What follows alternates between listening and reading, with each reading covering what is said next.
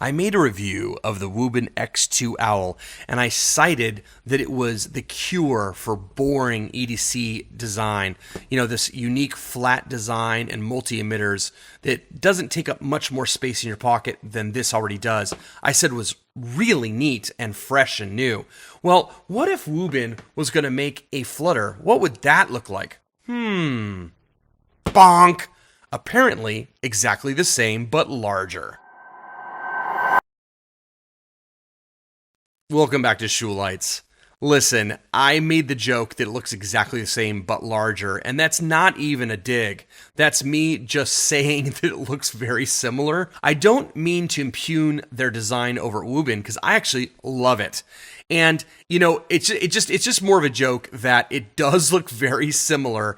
And I remember that when I first got this light and I started talking about it with a friend of mine and I showed him a picture of it, he said, "Didn't you already review that light?" And I was like, no, that was the X2. And I showed him a picture of this and he goes, "Wait, I'm confused. Isn't that the same light?" And then eventually I showed him both together and he said, "Oh, okay. Okay, I get it." So, you know, I want to say that in the literature, if you don't see them side by side, it's hard to realize they're even different lights because they look so similar.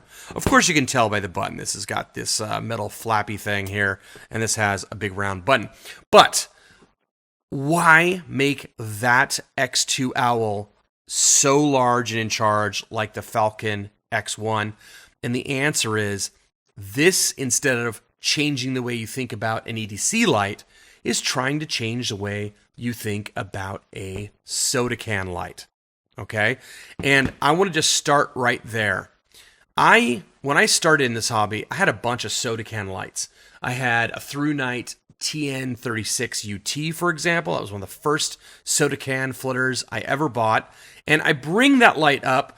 This, by the way, of course, is a Hank Wang D18, but we'll get to that in a second. So the reason I bring up about the Through Night TN36 UT is because I had it for a while and I sold it when I got my first D18. And primarily the reason why I sold it was because it was just a little too big circumference-wise. It always felt a little awkward for me to hold in my hand. It had 4 18650s in a circle. This one has 3, the D18, so it's a little smaller, a little less diameter, a little easier to hold. So I liked the D18 more. I figured, why have 2, and I sold the other one. Now, another reason I sold the TN36 is, even though it claimed to be 11,000 lumens or 12,000 lumens or whatever they said, it wasn't. It was around 7,000 lumens. And so when I got my D18 with SST20s in it, you know, I was doing like 8,000 lumens, and I thought, oh wow, this thing does more lumens, it's smaller, it's got this wicked cool interface and Dural, so I'll just keep this. Well, okay. Then later on I realized that it does, you know, 8,000 lumens for like 10 seconds, and then it drops down really quickly. So that's the curse of the Hank light, right? Is it's all output for just a few seconds. But I want to circle back to the TN36 that I sold, because it was 3 XHP 70.2s, and that's what we're looking at again. 3 XHP 70.2s. So this really is like a reinvention of the light I started with all those years ago. And I gotta say that it's much better. It's much better. I remember that light so much because it was like one of the first lights I had. I used it constantly. And the fact that this is square like this means that I can hold it in my hand super comfortably. It solves the problem that I have with big soda can flutters, and it's why I have so few of them. In fact, this light I won't be using for the Beamshots later because it happens to be a blue light. Why? Because, I don't know, it seemed fun. But, you know, it's a silly light. I don't use it very much. It's just for making a wall of blue, right? It's a bunch of W2 blues. And so we're not going to be using that for comparison. But I just wanted to show you that this is kind of a small soda can, and this, to me, is much more manageable because it's so thin. Also, the fact that it's square, folks, it doesn't roll around, stays put, right? It's got a very cool shape, and I don't think we should overlook it. I just want to tell you that because in the last video when I reviewed this one, I got a couple snide remarks from people going, oh great, it's square, whoop-de-doo, alert the press. You know what? Yeah, hold it for yourself. See if it makes a difference. I reckon you'll think it does. Now beyond the shape, there's a couple other cool features that I want to get into. And that is, it has an integrated tiny little fan right in there, a little DC fan. And on the other side here, and let me hold that really carefully, you can see that there is an integrated heatsink, aluminum heatsink right against the MC PCB. And it has an intelligent cooling system that when it gets hot, it will blow across this. Now the fan is not loud. You actually have to look for it and listen for it. So that's excellent that it's not loud and it's not going to annoy you, but it works. Because if I put my finger here while it's blowing, I can feel hot air coming out of it. So that's another feature that you just don't usually find on lights this size. You usually find it on the big giant lights like the AceBeam X75. So combine the superior performance of this light, the new form factor, and then this integrated cooling, and we're going to get to the UI in a second, which the UI is excellent. This is a winner, man. This is a really great light. As I said, I have mega flutters. I have like X75s and X50s and MK38s. I got the real big flutters with 8 and 12 XHP 70s. But I pretty much got rid of all my small, medium-sized soda can flutters. It had 3 or 4 of them. So this is the one. This is the one that I'm going to keep. This is great. I'm going to spend a moment on the box, not too long, but it's an excellent box, really good looking. I just really like it. And it's one of these that, pulls up like this. And on the inside, it comes with a really nice holster that is exactly made for the light, not something cheesy that just, barely fits. It's got an excellent manual. I mean, really good, really well written. And then it's got a charging cable, which is USB-A to USB-C, because on the side here, and let's get into battery charging and batteries for a second here. It's got a floppy doodle on the side here, and you flip it up and it reveals, well, let me get my finger into there, and it's going to reveal, wow, this floppy doodle is tough. There we go. Reveals a USB-C port right there. You plug in, and then this goes red, and then once it's done charging, it turns blue. And it has power delivery 2.0, so this light will charge in 2 hours from flat. So you got an extra fast charge there if you have it hooked up to the right brick that supports power delivery 2.0. Even though the back of the battery looks kind of uninviting and it looks like you're not supposed to be able to change out the batteries, you actually can. You just have to remove these Torx heads right here. Takes a very small Torx bit here. Let me read what it says. This says a T6H. So that's the size that you need. And if you take these guys out right here, I misspoke earlier. It's actually a 1.5 millimeter Allen head, but the Torx worked as well. Now, I want to show you something. Once you get close to removing these screws, these batteries are under a ton of pressure by springs, like just so much. And so you actually have to hold it down a lot to get this out, or you're going to strip your screws. So a little word of caution there. This is not something I'd want to be doing every day. This is something I'd only want to do if the batteries were failing and I needed to swap them out. This is not a daily charging scenario. And that last screw is especially hard. I almost stripped one before I realized what was going on. So definitely put pressure on them, and then you can see, look how much space there is. It's like a lot of pressure, so be careful of that. Now, when you lift this up, there is a little PCB in there that can pop out, so make sure it does not. And the orientation of this doesn't really matter because they're just connected. Notice that it literally is in series, so it goes, across the board, so head to tail. Doesn't matter which direction this PCB goes inside the cap or which way the cap even goes, although I'm going to have it so the writing faces the button like that.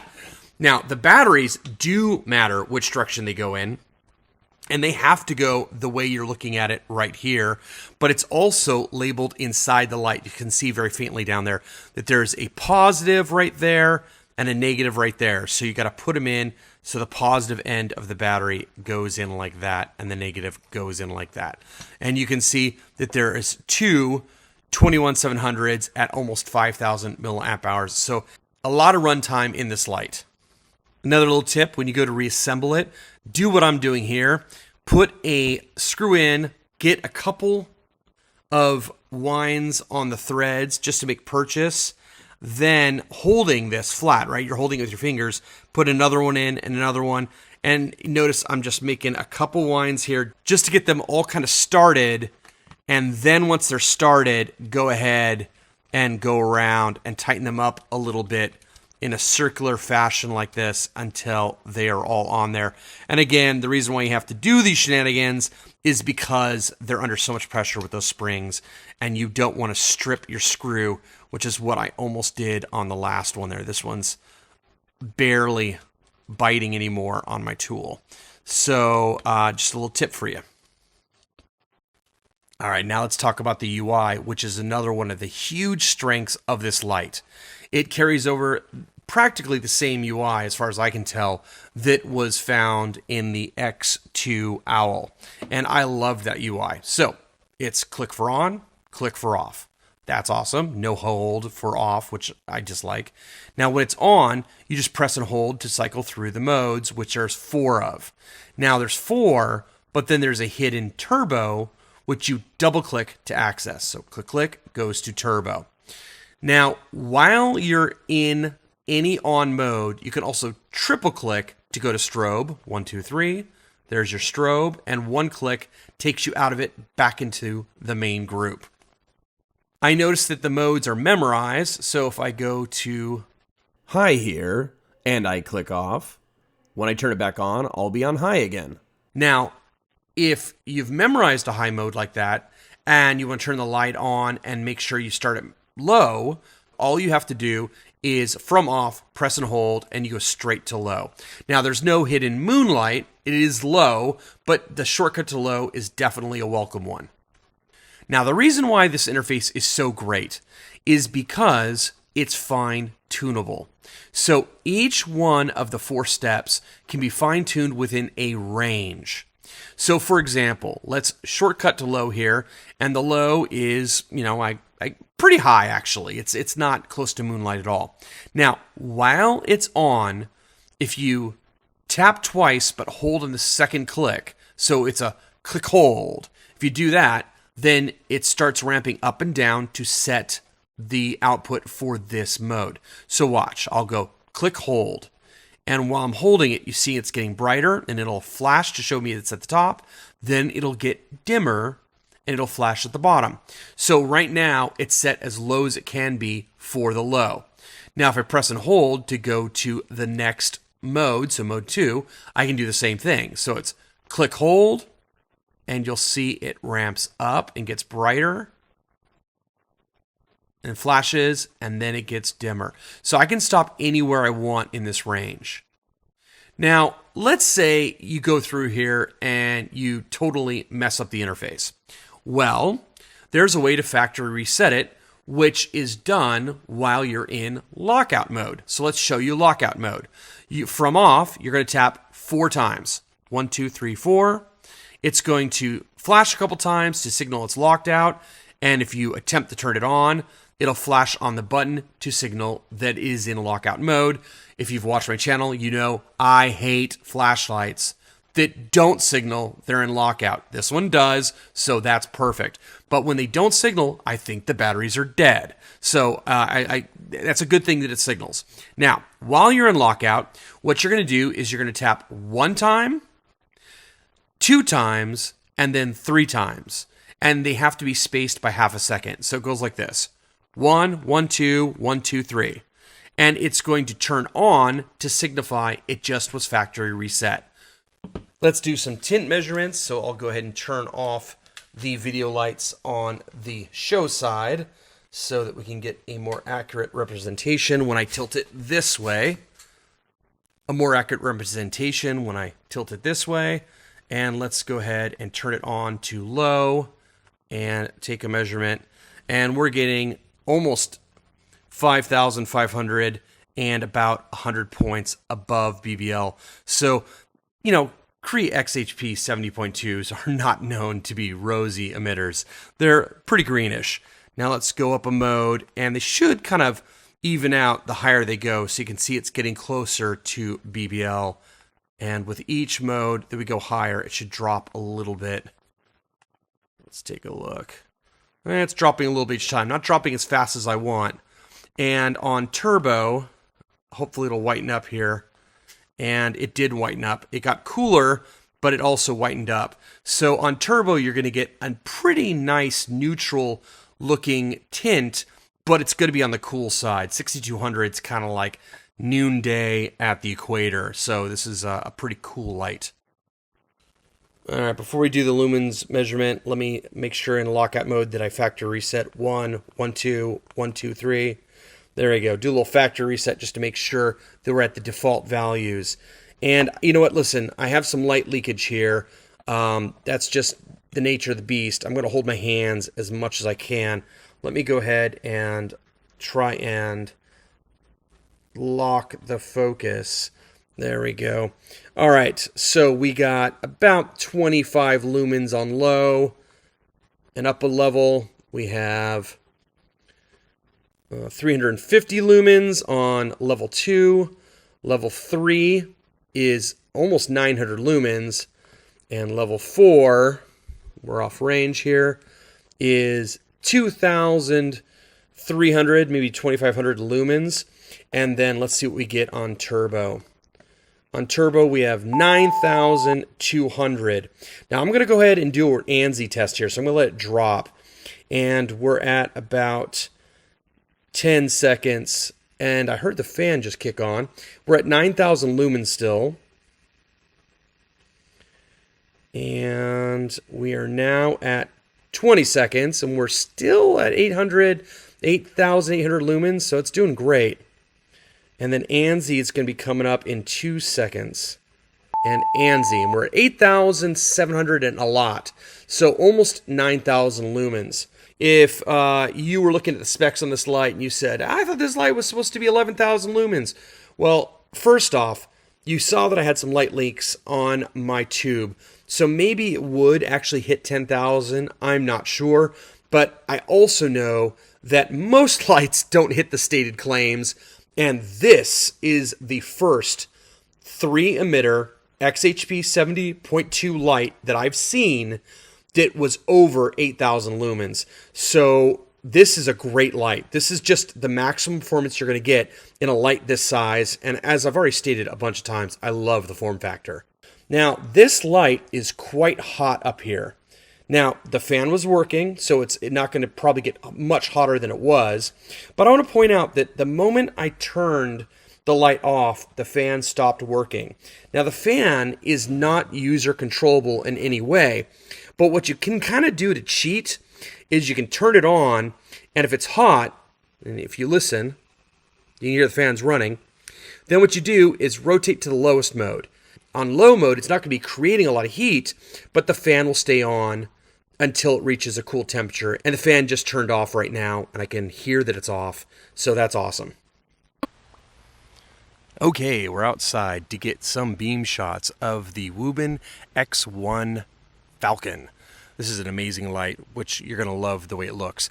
Now, I'm going to compare it to really the only soda can floaters I have right now, which is actually not that much of a soda can. That's the Olight Marauder 2 Mini. This guy, I would argue it's a soda can, but it's just thinner, which is one of the reasons that I've kept it. You know, I don't like big fat soda cans, but it does have multi-emitters, and it's a big flutter, so we'll compare it against that. Now, I will also show my crazy D18, because I know if I don't, you guys will complain. You're going to want to see what it looks like. It's not worthy of comparing against these two, because it's not white light. It's the... It's all W1 blues, so Osram W1 blues, a very weird light. But before we do all that, so let's get a baseline here with a Zebralight SC64 CLE on turbo at that tree right there. Now let's go over it again. Tree's 20 meters. This one's 55 meters, and the back tree line is 150 meters. So here's that tree, and this light doesn't really make the back tree line. All right, let's start with the weird D18. Just get out of the way. You want to see 18 Osram W1 blues. Here we go. I'm going to go up to high, and at high, it's already kind of weird looking. Wait till I go to turbo. Wait for it, wait for it. There we go. It is just a wall of blue. It's a really silly light. No real practical use, except it's just awesome. Okay, now let's pit the Olight Marauder 2 Mini versus the Wuben X-1 Falcon. All right, here's the Marauder 2 Mini, and I know these are kind of a different light, but it's the closest thing I've got right now. So here is the flood channel on turbo. Give you a look at what that looks like. I'll go ahead and flick over to the throw channel just because why not? But that's not really what we're comparing here.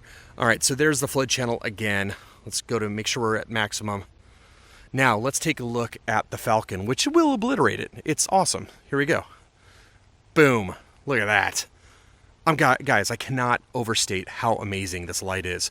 You want a flooder that just illuminates everything but can fit in a jacket pocket? This is the one. This is the soda can flutter I've been waiting for. Guys, it's amazing. Okay, conclusion time. What do I think about this light? Well, I love it. I do. As I said, soda can lights are just kind of a form factor I don't like in my hands.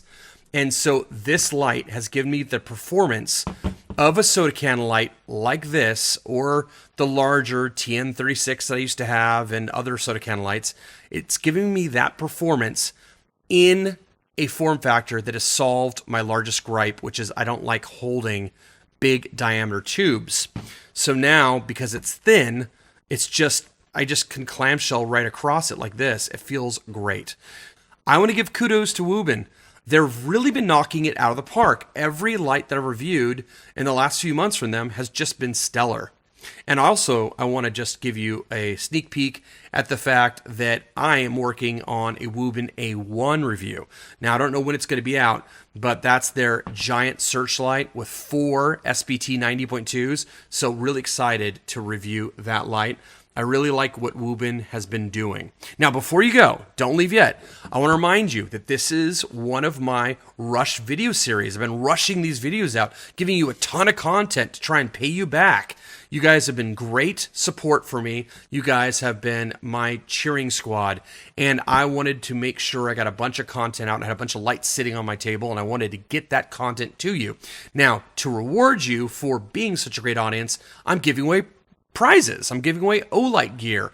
I'm giving away 20 prizes on January 8th. So click this link right here and find out more about that giveaway, and make sure that you're subscribed to the channel and that you like and comment in this video, because I'm going to be picking random names from the videos that I'm releasing up till January 8th. And then on January 8th, I will announce 20 winners, what their comments were, and what they said about the video. So thanks for watching this far, guys, and I will see you in the next video.